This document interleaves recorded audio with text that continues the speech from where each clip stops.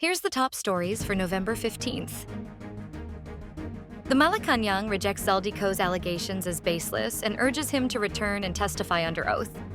Lima warns against destabilization efforts amid rallies, and Vice President Duterte says the government is showing paranoia. New ICC medical panel was given until December 5th to submit health findings on ex-President Duterte. PAGASA says the ITCZ is to bring rains to Palawan, Visayas, and Mindanao, and warns of possible flooding. A Russian drone and missile attack on Kyiv kills 6 people and injures at least 35. The Malacañang has dismissed former lawmaker Zaldy Co's allegations against President Marcos as wild accusations and challenged him to return to the Philippines and prove his claims before the proper authorities. This came after Co, in a Facebook video, alleged that President Marcos ordered the insertion of at least 100 billion pesos worth of projects in the 2025 General Appropriations Act.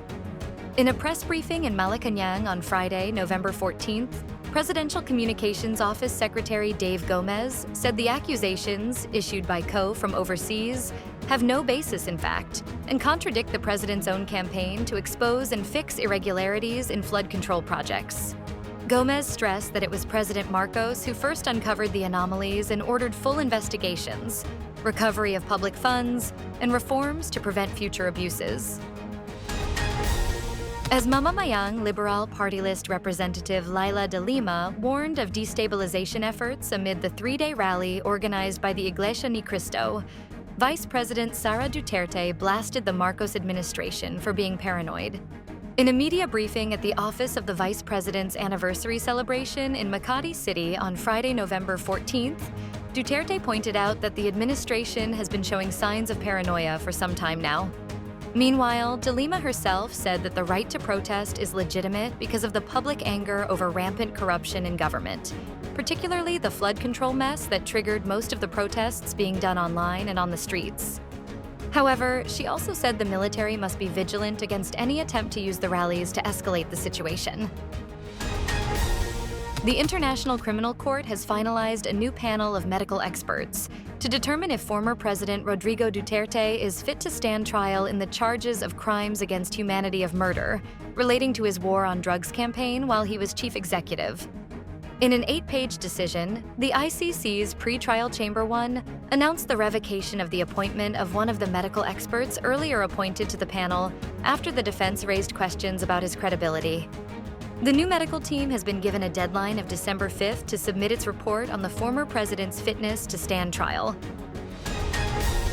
The Intertropical Convergence Zone continues to affect large parts of the country, bringing rains and thunderstorms to Palawan, the Visayas, and Mindanao. The Philippine Atmospheric, Geophysical, and Astronomical Services Administration said on Saturday, November 15th. In its latest weather forecast, PAGASA reported that the ITCZ is bringing cloudy skies with scattered rain showers and thunderstorms over the Visayas, Mindanao, Mimaropa, the Bicol region, and Quezon. Residents in these areas are urged to remain vigilant as the Weather Bureau warns of possible flash floods and landslides, especially during moderate to heavy rainfall. Meanwhile, PAGASA said the northeast monsoon, or Amihan, continues to affect the Cordillera Administrative Region, Cagayan Valley, and Aurora, resulting in cloudy skies with light rains.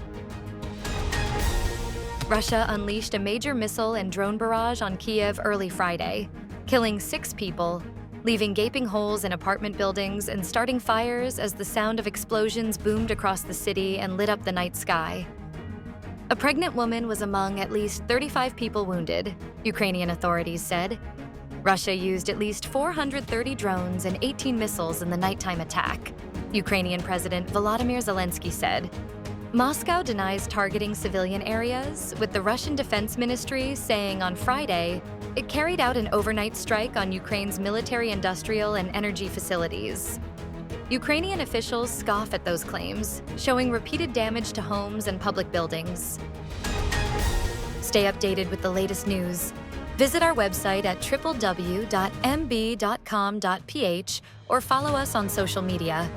Thanks for tuning in to the Manila Bulletin Daily Rundown.